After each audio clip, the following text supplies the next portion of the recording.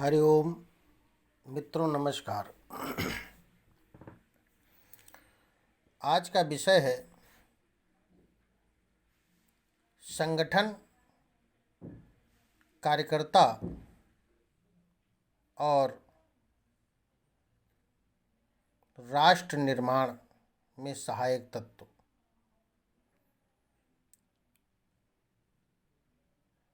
वास्तव में इसके लिए चेतना की आवश्यकता होती है। तो यदि सामान्य जनता सचेत है और राष्ट्रीय जागृति का स्तर ऊंचा है, सचेत राष्ट्रवादी संगठन सक्रिय हैं और वैकल्पिक सत्ता केंद्र के नाते काम कर रहे हैं, तो राजनैतिक नेताओं के द्वारा भी सत्कार्य करवा लेना संभव हो सकेगा। लेकिन सचेत राष्ट्रवादी शक्ति सहायक तत्व यदि अनुपस्थित हैं, तो केवल राजनीतिक सत्ता के द्वारा सब कुछ होगा, ऐसा मानना बहुत ही खतरनाक हो सकता है। इसीलिए तो मैं बार बार कहता हूँ, संगठन और संगठन की बड़ी महती आवश्यकता है, क्योंकि केवल राजनीतिक सत्ता के द्वारा सब कुछ होगा ये संभव ही नहीं है। इसका अनुभव हम लोग आज कर रहे हैं। मैं कॉलेज में था तो हमें एक कविता पढ़ाई जाती थी जिसमें कहा गया, अर्थातुराणाम पितान बंधु। जो केवल अर्थ प्राप्ति के लिए आतुर है वो नहीं देखता कि ये पिता है या भाई है। और कामातुराणाम भयम न लज्जा। कामातुर लोगों को कोई भय नहीं होता, कोई लज्जा नहीं होती। वैसे ही आज के संदर्भ में या सदैव ये ऐसा रहा है, यूनिवर्सल है, सत्तातुराणाम दलम न राष्ट्रम। अर्थात सत्तातुर राजनीतिक लोगों के लिए न कोई दल है न कोई राष्ट्र है। बंधुओं, हमारी संस्कृति की जो मान्यता है, स्वायत्त, आत्मनिर्भर जन संगठन राज सत्ता पर निर्भर रहे हैं। समाज सत्ता केंद्रीय न रहकर इस दृष्टि से वर्तमान काल में थोड़ी अलग रूप से हमारे देश में चर्चा प्रारंभ हुई है। राजनीतिक दल का एक अंग इस रूप में विभिन्न जन संगठन काम करें या नहीं, ऐसी चर्चा हमारे स्वतंत्रता आंदोलन के समय से होती चली आ रही है। और हमारी संस्कृति का इस संदर्भ में जो आग्रह रहा है, उसके अनुसार सोच विचार करने वाले हमारे नेताओं ने सही ढंग से विचार भी किया है। एक दो महत्वपूर्ण उदाहरण आपके सामने मैं रखना चाहूँगा। पहली बार ये सवाल आया 1936 में। लखनऊ कांग्रेस के समय पंडित नेहरू और कुछ लोगों ने प्रस्ताव लाने की सोची कि किसान सभा तथा मजदूर संगठन कांग्रेस के अंग विंग्स के रूप में काम करें। लेकिन महात्मा जी ने ऐसा प्रस्ताव रखने को ना कहा। उनका कहना था कि जन संगठन हैं, उनको स्वायत्त स्वतंत्र रहने दिया जाए। इतना ही नहीं तो रचनात्मक कार्यों के लिए जो संस्थाएं स्वयं महात्मा जी ने शुरू की थीं, वो भी कांग्रेस के प्रभुत्व में उन्होंने कभी नहीं रखी। स्वतंत्रता प्राप्ति के पश्चात किसान, मजदूर, प्रजा पक्ष और सोशलिस्ट पार्टी, इनका जब विलीनीकरण हुआ और प्रजा समाजवादी का पक्ष बना, तो प्रश्न उठा कि हिंदू मजदूर सभा का क्या होगा, क्योंकि अभी तक तो वो सोशलिस्ट पार्टी के अंग के रूप में कार्य कर रही थी। डॉक्टर लोहिया ने कहा कि हमारा ये सिद्धांत है कि trade union must be wing for political party. किंतु आचार्य कृपलानी ने, जो कि गांधीवादी थे और बड़े संत स्वभाव के व्यक्ति थे, उन्होंने कहा ऐसा नहीं होगा, और यदि ऐसा होगा तो मैं अब आपके साथ नहीं रह सकता। तब कृपलानी जी का बल ज़्यादा था, इसलिए जब तक प्रजा समाजवादी पक्ष रहा, तब तक हिंदू मजदूर सभा का स्वतंत्र अस्तित्व रहा। अपने भारतीय मजदूर संघ के बारे में बहुत बार चर्चा हुई। राजनीतिक लोगों को यह लगना तो स्वाभाविक है कि दल के लिए कार्यकर्ता रेडीमेड कैडर कहीं मिलता है तो अच्छा ही है, किंतु हम लोगों को मार्गदर्शन करते समय राष्ट्रीय स्वयंसेवक संघ के द्वितीय सरसंघ चालक परम पूज्य गुरु जी का हमेशा आग्रह रहा। उनके भाषणों में उन्होंने अपने वार्ता में कई बार कहा कि जन संगठन तो अलग स्वतंत्र ही रहना चाहिए। और इस प्रकार परम पूज्य गुरु जी, महात्मा गांधी, आचार्य कृपलानी आदि के विचार को हम पढ़ें तो हमको एक ही बात बार बार ध्यान में आती है कि संगठन को सत्ता से पर्याप्त और नैतिक दूरी बनाए रखना बहुत आवश्यक है। इस प्रकार सत्ता के उपभोग के कारण सत्ताधारी दल के लोगों का स्खलन होना अधिक मात्रा में संभव रहता है, क्योंकि राजनीति शास्त्र में कहा गया है, power corrupts and absolute power corrupt absolutely. तो ऐसे स्खलन होने पर संबंधित हितों में खींचातानी होने का कारण आवश्यक है। राजनीतिक दल के टूट जाने की संभावना भी अधिक मात्रा में रहती है। अगर जन संगठन राजनीतिक दल के साथ जुटे रहे तो उनका टूट जाना तो अटल ही होता है। इसलिए ये ठीक नहीं कि राजनीतिक दल से जन संगठन जुटे रहें।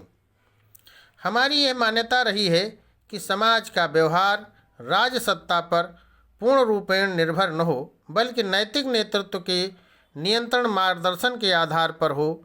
सर्वमान्य राष्ट्रीय जन चेतना से उभर कर आई नित्य सिद्ध राष्ट्रवादी शक्ति के रूप में समाज में एक नैतिक स्वाभाविक रूप से खड़ा हो ऐसा नेतृत्व। यह नेतृत्व ऐसा होता है कि जिसके हाथ में न कोई राजनैतिक सत्ता हो और न कोई आर्थिक सत्ता हो, तो केवल समाज के प्रति आत्मीयतापूर्ण कर्तव्य भावना। भारतीय दर्शन में एक बात कही गई है, वो ये बात यह है, अयम निजो परो वेति गणना लघुचेतसाम उदार चरिता नाम तो वसुधैव कुटुंबकम। ये पराया, ये मानसिकता तो छोटे मन की मानसिकता है। जो उदार चरित होते हैं उनके लिए तो पूरा विश्व ही एक परिवार जैसा होता है। इस भावना से ऐसा नैतिक नेतृत्व निर्माण होता है। महात्मा जी से एक बार किसी ने पूछा कि नैतिकता वगैरह की बात तो ठीक है, लेकिन राजनीति में उससे क्या करना, क्या लेना देना। तो गांधी जी ने कहा कि जीसस क्राइस्ट और सीजर दोनों का काल देखें तो दोनों में लगभग एक सदी का ही अंतर है, लेकिन सीजर का नाम अब किसे याद है। जीसस का नाम लेने वाले तो दुनिया के हर कोने में आपको मिल जाएंगे। ऐसा नैतिक नेतृत्व करने वाले वर्ग को ही आचार्य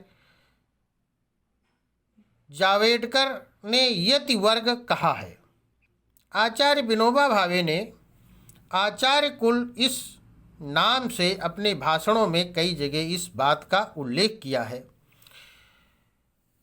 राष्ट्रीय स्वयंसेवक संघ के द्वितीय सरसंघ चालक परम पूज्य गुरु जी ने इसी को ऋषि संस्था ऐसा नाम दिया है। मित्रों, यह ऐसे सत्पुरुषों का वर्ग था जिनके मन में समाज में किसी एक ही वर्ग के लिए खास लगाव नहीं था। वे वर्ग भावना से ऊपर उठकर पूरे समाज का विचार करते थे और ये हिंदू समाज की सामाजिक रचना की विशेषता थी। यदि समाज की पूरी गतिविधियां ठीक ढंग से चलनी हैं तो समाज के ऐसे गुट की नितांत आवश्यकता रहती है जो समाज के सभी घटकों, विभिन्न वर्गों के हित संबंध सही ढंग से समझ सके और सभी वर्गों में आपस में योग्य संबंध स्थापित करने की क्षमता रखते हों, क्योंकि समदृष्टि होने के कारण उनका अपना कोई भी निजी स्वार्थ उनमें नहीं होता। इस प्रकार हम देखते हैं, या दूसरे शब्दों में कहा जाए तो इस दृष्टि से देखा जाए तो हमारे देश में प्राचीन काल में राजनैतिक क्रांतियां हुई हैं। वेद काल की बात करें तो अगस्त ऋषि का अवमान करने वाले नहुस राजा को राज्य पद से पदच्युत कर दिया गया।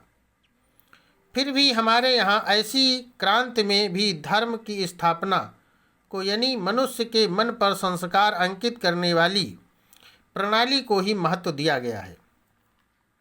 इसी को दूसरे शब्दों में धर्मदंड कहा जाता था। बेन राजा ने कुछ अवांछनीय, ग्रहणीय, अनपार्लियामेंट्री व्यवहार किया तो उनको हटाया गया, लेकिन अपने विषय के संदर्भ में ध्यान में रखने की एक बड़ी महत्व की बात है। जैसे बेन को हटाया गया, उनके लड़के को ही राजा बनाया। मानो क्रांति तो हुई लेकिन समग्र क्रांति नहीं हुई। अवांछनीय तत्व को हटाकर धर्म तत्व को प्रतिष्ठापित कर दिया गया। इस प्रतिष्ठापना के लिए बेन के पुत्र को राजा बनाने के लिए शर्तें बताई गईं और प्रतिज्ञा ग्रहण करने को बाध्य किया गया।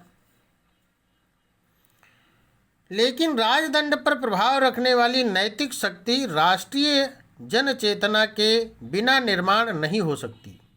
ये भी ध्यान में लेना आवश्यक है। वैसे तो समाज में नैतिक नेता हमेशा कुछ रहते ही हैं, किंतु व्यक्तिगत रूप में नेतृत्व या सामूहिक संज्ञा है। अपने देश में नैतिक नेता के नाते महात्मा गांधी जी को तथा जयप्रकाश जी को मान्यता दी जाती है। विभाजन के साथ ही क्यों न हो, देश में स्वराज्य आया।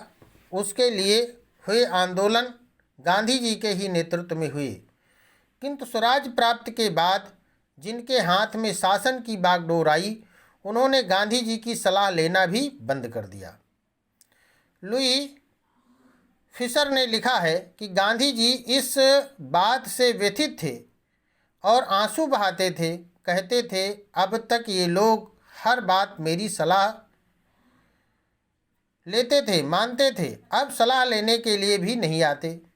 शायद इसलिए कि मेरी सलाह की उनकी इच्छा के अनुकूल न रही तो उनकी मुश्किल होगी, इसलिए वे मिलने नहीं आते और उन्होंने मिलना ही बंद कर दिया है। जयप्रकाश जी के बारे में भी इसी प्रकार का कुछ अनुभव है। ये उदाहरण दो बड़े महापुरुषों का इसलिए दे रहा हूँ क्योंकि ऐसा इतिहास बार बार दोहराता रहता है हर कालखंड में। तो मैं जयप्रकाश जी के बारे में कह रहा था, 1977 के निर्वाचन में जनता ने जयप्रकाश जी के नाम पर ही जनता पार्टी को मत दिया था। जनता पार्टी तो विधिवत स्थापना भी नहीं हुई थी और विधिवत अखिल भारतीय कार्यकारिणी का निर्माण भी नहीं हुआ था। जनता पार्टी यह एक हवा का नाम था। लोगों ने जयप्रकाश जी को ही मत दिया था, किंतु सत्ता में आने के बाद जनता पार्टी के राज्यकर्ताओं ने जयप्रकाश जी की चिंता करना छोड़ दिया। यहाँ तक कि ये बूढ़े आदमी पटना में मृत्युशैया पर पड़े हुए थे तो उनसे मिलने किसी केंद्रीय मंत्री को फुर्सत नहीं हुई। इसका भी ये कारण है। गांधी जी तथा जयप्रकाश जी नैतिक नेता थे, किंतु उनके पीछे उपनिर्दिष्ट राष्ट्रीय चेतना से युक्त संगठित जनसाधारण तथा उनके स्वायत्त स्वयं शासित जन संगठनों की शक्ति पर्याप्त मात्रा में नहीं थी। इस प्रकार राजनैतिक वायुमंडल के भूल भुलैया में वो क्षीण हो गए। इसका मतलब है नेतृत्व के नैतिक प्रभाव को यह राष्ट्रीय जनचेतना ही बल देती है। ये दो शर्तें जब पूरी हो जाती हैं तब सामूहिक नैतिक नेतृत्व का उदय होता है और परिस्थिति भिन्न प्रकार की होती है। एक उदाहरण अभी जल्दी का देना चाहेंगे। जगत गुरु शंकराचार्य जी के ऊपर अभी एक कुछ समय पहले बलात्कार का आरोप कुछ असामाजिक तत्वों ने लगाया। बाद में उससे वो बहुत ही इज्जत के साथ न्यायालय ने उनको बरी कर दिया। परंतु मैं प्रत्यक्षदर्शी था जिस समय इस घटना का आरोपण किया गया।